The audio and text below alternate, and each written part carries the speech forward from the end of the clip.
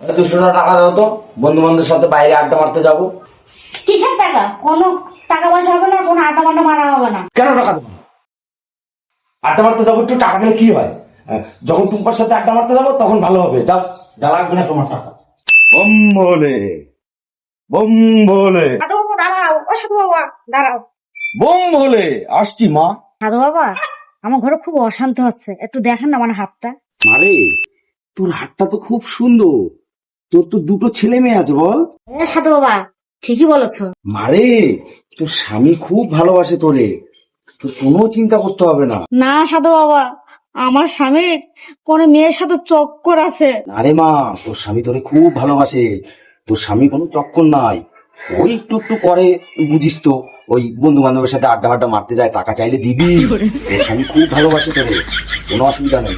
Bomb বলে যা মা, তোকে দিয়ে দিলাম, আর কোনো সমস্যা নাই। দে মা, তোর বাবার ভোজনের জন্য 500 টাকা নিয়ে যা।